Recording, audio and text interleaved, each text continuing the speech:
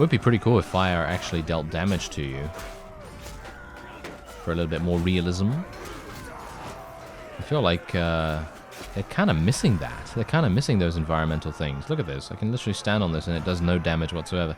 Hello and welcome back to the Ronin, and we're here, finally at Baltakand, and I am completely surrounded by the Khuzait. Hopefully I will not get defeated here, because that would be an absolute travesty. Thankfully I have had enough time to completely devastate the walls, and they are completely open to us now. So, let's lead the assault. I actually wanted to bombard the opponent just that little bit more, just to try and tip the scales in our favor. Just that little bit. But unfortunately, I wasn't able to get them down any further. So yeah, we're going to have to deal with a bit of an outnumbered situation here, which is obviously not something that I very badly wanted. But, you know, can't really have everything, can we? I mean, basically getting the walls down is good enough, you know, that's pretty good. Unfortunately, it is going to result in a number of casualties for us, but thankfully that doesn't mean that I'm going to be defeated. It just means that we're going to sustain more casualties than I would have liked. Let me see if I can do some damage. Oh, nice headshot. Very good. Okay, maybe I can... Oh, what was that? Hello there. Oh, that was a blind shot right there, because that guy shot me in the chest. And when I aim, as you can see, it completely covers my crosshair. That's actually hilarious. Oh well, never mind. Okay, so I think I want to get some one-handed skills. So let's try and do that a little bit, shall we?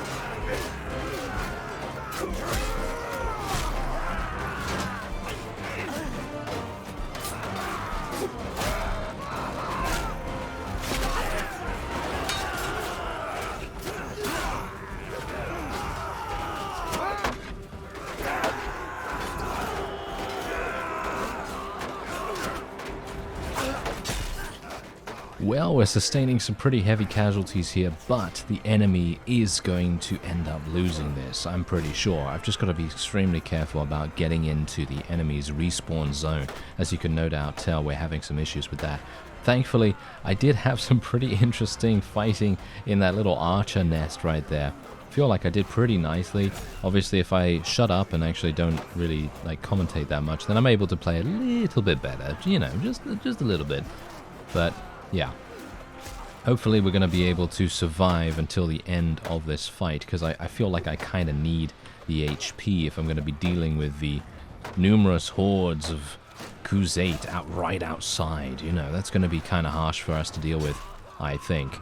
Anyway, I'm using my polearm right now, mainly because I want to stay at an arm's length. I don't really want to get in really close to the opponent, because that's going to maybe result in a bit more damage taken. Although I would like to get my one-handed up.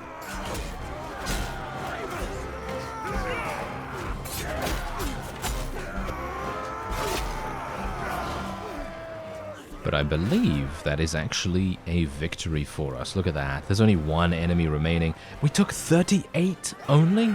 38 casualties. Oh yeah, that is what I'm talking about. Very nice indeed. Okay, and we actually, wow, we did more damage to them in a lethal manner than we actually did knocking them unconscious, which is actually kind of rare. Usually what you're going to see most of the time is people getting knocked unconscious and stuff like that, rather than the other thing, you know, lethalities all over the place, fatalities and so on. But yeah, anyway, I'm pretty happy with this. Baltakand is now ours, technically, and I've got to be very careful here. If I were to click leave right now, that would be a huge mistake. So hopefully I'm not going to do that. Let's just click on wait here for some time, and then let all of them disperse wherever they want to go. I actually do want to fight that guy right over here. I do want to fight him. So I'm thinking that I might go outside and see if I can maybe lay in a pursuit course of him. I don't know whether I'm going to have enough speed. Yeah, there we go. It's because he's disorganized. Did you see that? He was literally trying to raid this village, which is absolute huge mistake on his part. Okay, so they actually have Vladiv Castle. I don't think he's going to be open to any kind of persuasion, especially considering he's in an army. Great. Yes, I always forget that. Wonderful. Oh, well, never mind. Nice little auto-resolve right there. And we can take them prisoner. Ooh, a good amount of troops, actually. Give me those Tetsujin. Thank you very much. The leftover people from all of these walks of life can be taken by my friends in my army. And they do tend to do that, thankfully. And then we can move on back to Baltakand. I've got to be very careful here. We have placed a pretty significant garrison in there already, and that's the reason why many of my armies, as you can see, are very, very weakened in comparison to what they were before. So, not a big fan of that, gotta say, especially considering the siege lasted a pretty significant amount of time. It is also now impacting how much food there is in the marketplace. And as you can no doubt tell, I do not have any support for the ownership of Baltakand, which I suppose is absolutely fine. I mean, personally, I don't really like this. Don't like this decision whatsoever, because yeah, okay, I understand, alright? I understand that vassals do need to have a couple of fiefs here and there to try and increase their overall power and their combat strength and so on. However, the main problem with it is that they tend not to defend their fiefs that dramatically, which is kind of partially the reason why I would prefer them to give it to me. But you can see here that I actually do own a pretty significant portion of the Tetsujin's territory. You can see that right here. I own all of these things right here, which is actually quite significant. So I guess I should kind of be happy that I have enough as it is. But this is Katsunori right here, isn't it? Katsuyori? Isn't that him? Katsuyori? Doesn't he? Yeah, he has a lot as well, but not as much as we do. So I can't really complain, but in general, I kind of have to, because on the one hand, I'd like this to not get taken again, and on the other hand, I feel like I'd probably be the best person for the job, I suppose. But anyway, the clans gain influence. I mean, this is actually going to go forward straight away. I think this is actually pretty good. The cost of revoking a fief from a clan is doubled. I don't think we really do that much, so we'll just go with this. Serfdom, what does this mean? Villages grant influence per day to the owner clan. Towns gain 1 security but lose 1 militia and 1 prosperity per day. Personally, I don't really want that. Food production, we've got marshals as well. Armies led by tier 5 plus nobles require 10% less influence. I mean, I suppose that's kind of interesting.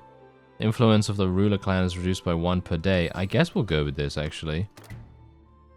Seems like a good idea, to me at least. I mean, I have so much influence. It's actually crazy how much influence I have right now. I feel like I should really be able to do more with it, but I unfortunately do not. Okay, what is this? Settlement loyalty is increased by 1 per day, and daily militia production is increased by 1. What's the downside on this? Doesn't seem like there's any downside to this, so I guess I might as well go for it, right? Might as well go for it. And what else do we have going on here? Let's have a look. No. Okay, most of these don't have any support whatsoever. What about this? Food production in towns and castles increased by 2. That might actually be kind of useful, so let's do that. Even though the loyalty is going to go down by 0.2, but 0.2 is really not that much. And in general, it's probably not going to really affect things by such a large margin.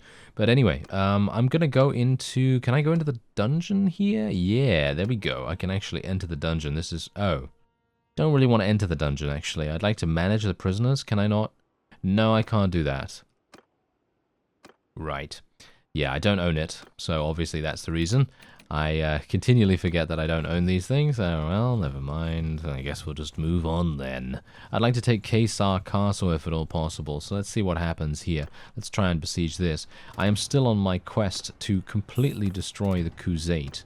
I feel like destroying the Khuzait is going to be basically the first major step toward overall victory for the Tetsujin, because the Khuzait, I mean, they're not that big of a threat right now.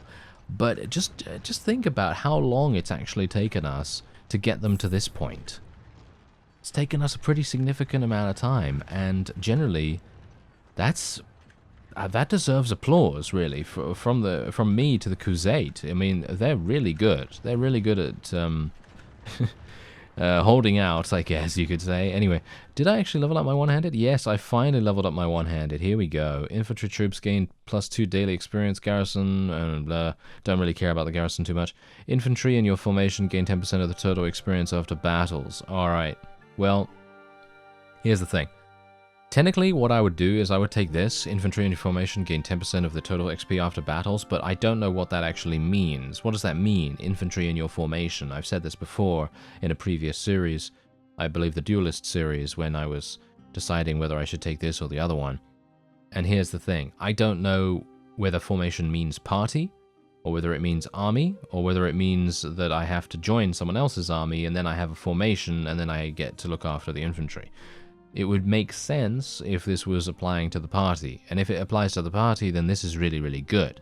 In my opinion, at least, I feel like 10% of the total experience, if it's a large-scale battle, is going to be so much more than +2 daily experience. So, it's just infantry, though. That's the problem. It's just infantry.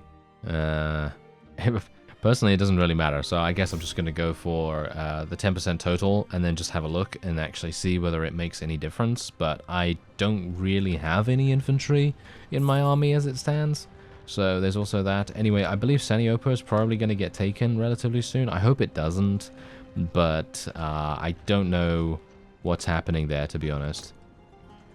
Let's just build some more of these siege engines, thank you very much. We seem to have lapsed a little bit on that, my bad, but hopefully these things will be up relatively soon. We're going to sort of stick around Baltikand as well. Most of my units have been placed in there too, which is, it's always a pain, you know. It's always a pain when that happens.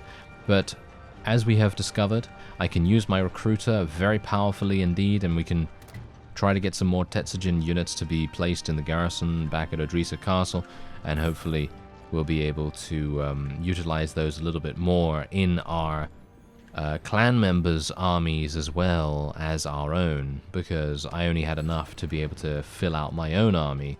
But the problem with that... Oh, no, I don't want to make peace. Ah.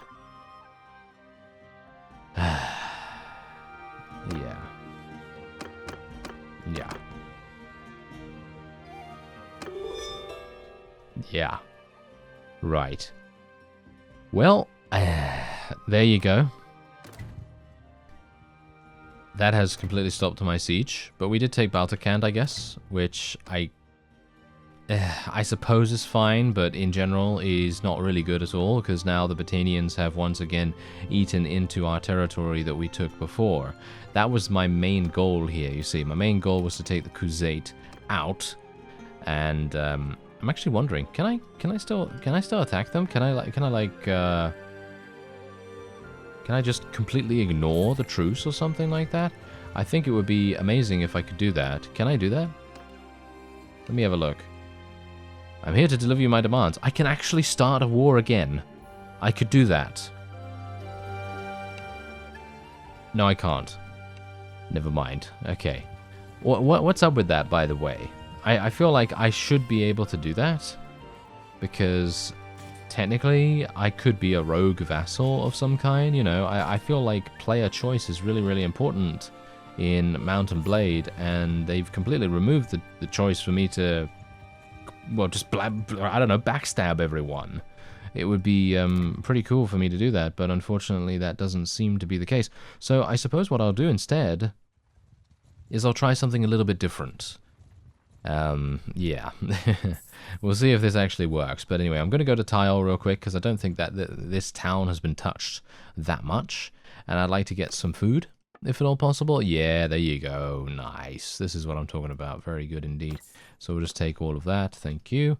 And now we should be able to head on to Varnovopol. I would love to be able to take this, if at all possible. Maybe force the Batanians into a little bit of a rethink about whether they want to continue fighting us. Yeah, they quite obviously do. Look at their what is this? Look at their combat strength. It's absolutely insane. Oh well. Never mind. I personally feel like we would have been easily able to take Kesar Castle, and then we probably would have been able to take Dinar Castle as well. And then we would have had 1, 2, 3 fiefs remaining of the Khuzait. That would have been actually really nice. I would have liked to have seen that. Wouldn't you? Yeah, I bet you would have. I bet you would have. It would have been fantastic to finally see the Khuzait begging for their lives. Would have been great. Oh well, never mind. Well, we have an opponent that is nowhere near ready to surrender or make any kind of truce whatsoever, so I guess we're going to have an opportunity to head into another siege in just a moment. Alright, so we have a similar situation on our hands here that we had at Baltakand, and we have a huge amount of Batanians right outside. They're ready to attack.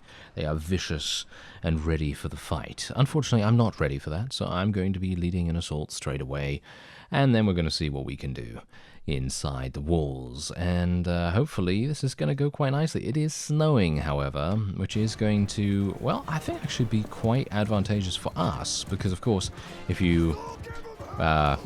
do they have that actually? Do they have that in this game?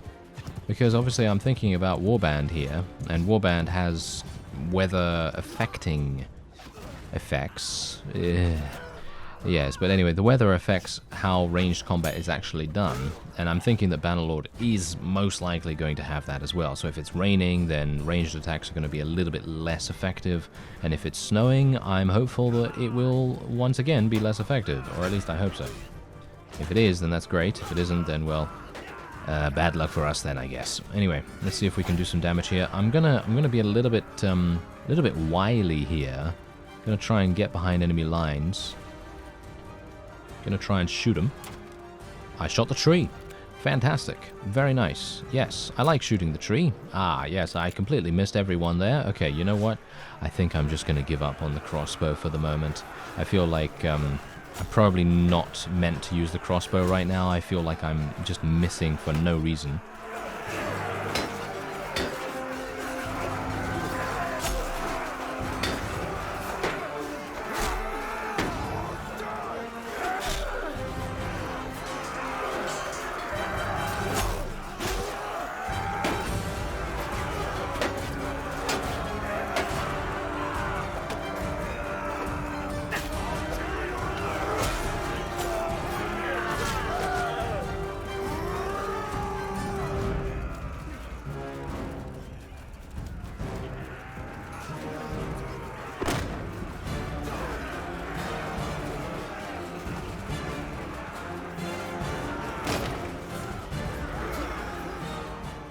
Well, I gotta say, I'm actually kind of surprised no one's up here. I really thought that there would be a number of, well, whatever range unit they have available up there, but apparently not. Apparently not.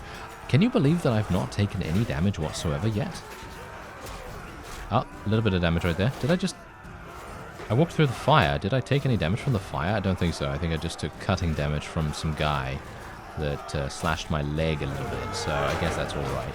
But still, it would be pretty cool if fire actually dealt damage to you. For a little bit more realism. I feel like they're kind of missing that. They're kind of missing those environmental things. Look at this. I can literally stand on this and it does no damage whatsoever. That's actually kind of sad. I feel like fire should definitely deal damage in some way or another. Even if it just says, I don't know, piercing damage or something like that. I don't know. I feel like that would obviously... I don't know. I feel like it would be pretty cool. I think it would be pretty cool. Because that's going to be more realistic. It's going to add a whole new layer of warfare. Because just think about it. What if you're using a fire catapult or something and you completely set the enemy's town on fire, and it is literally engulfed in the flames of... Well, the flames of Azzinoth. Yeah, how about that? Yeah, okay, there's a reference for you. But anyway, the point is, then you're going in there as the invader, and then you all of a sudden find yourself surrounded by flames because the flames have caught fire on the various wooden roofs and, you know, fences and so on. And you're going to have to walk through them. You're going to have to walk through those flames and take damage. And obviously, I'm not talking about it doing like one-hit kills or anything like that, but just a little bit, you know, just a little bit. So like 20 damage per second or something like that, or I don't know. I mean, if I'm at full HP, it's going to take 5 seconds of me standing in the fire for me to die if it's 20 HP per tick of the fire. So I feel like that would be okay. Maybe 10 damage? I don't know. It really depends. Depends on the intensity of the fire, I suppose, but I think for the moment, that might actually be something pretty cool, you know? Environmental effects like that. Also, oil as well, because as far as I'm aware, didn't the developers of Bannerlord actually have plans to implement all kinds of siege defense equipment, like burning oil and various other things like that? So at the moment, we have things like rocks, so people can pick up rocks and then they can throw them at the defenders, or they can drop them on the defenders and so on. Then also we have ballistas and things like that, which are, of course, pretty cool in themselves. I have a lot of fun using those ballistas, that's for sure. But I'm thinking, where are those? Where's the burning oil, and where's the other stuff? You know, where's all that stuff? I think that would be really cool to see.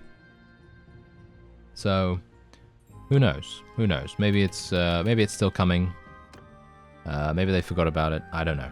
But hopefully it's going to be coming soon, or, you know, sometime in the future. I don't really need it next week, but I need it sometime. I feel like it would be a pretty cool thing to add. Because, I mean, the first things first, they really need to make the AI a little bit, shall we say, a little bit more stupid. Because they need to... The AI needs to participate in siege attacks when the player is present there. And I'm not talking about every time, obviously, but the AI needs to think that maybe it has a chance even though it might not have a chance. Do you know what I mean? I feel like they're a little bit too cautious right now, and they're making themselves too scarce, you know? It's very difficult to get into a siege defense as the player because of that. Because the AI, if you're in this situation, where the AI is about to besiege you, it thinks it can win, and it's probably right. Most of the time.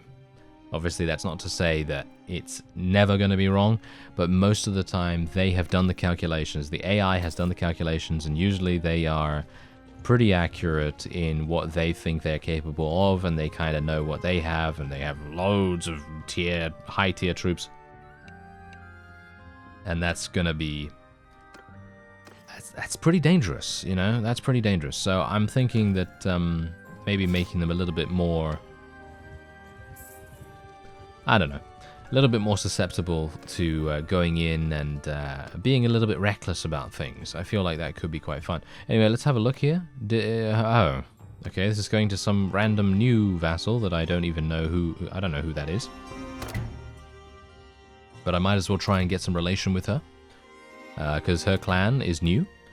And we'll see if she's able to take care of this. So I'm going to be interested to see that. And we're otherwise just going to continue onward here. Wait a minute, did something just get taken? I think something just got taken, I'm not entirely sure what.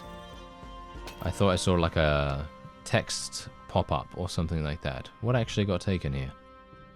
Was it no, not Phykeon, that has been taken way ages ago. Alright, anything else? The Azarai seem very quiet, by the way. Have you noticed that? The Azarai seem to be just chilling. They're just chilling. They're not really doing much. I'm kind of surprised about that. Okay, well, whatever the case, I have how many units? About 550, I guess? I mean, after some more of our people start to restore themselves and get back on their feet, we really don't have that much. Oh, that's a large army right there. Right. Okay, we're going to have to do something about that. We're going to have to do something about it very quickly, actually.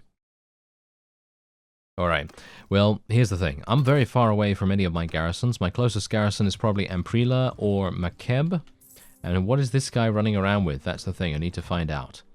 Intelligence, oh yes, intelligence gathering mission right here. Okay, 87, what? Really? 87 Oathsworn right there. 7, wow, he's actually got huge amounts of legionaries. He has Palatine Guards, he has Elites, he has maybe some Battanian Fian champions as well. He has some Battanian Fians at least, but I don't see any champions. At least from this current list. But they do have so many units that it's actually kind of ludicrous. Okay, so this is probably going to be the army that will actually go and attack us. I assume that that is going to be the case. So we're going to have to be a little bit careful here. Very careful, in fact.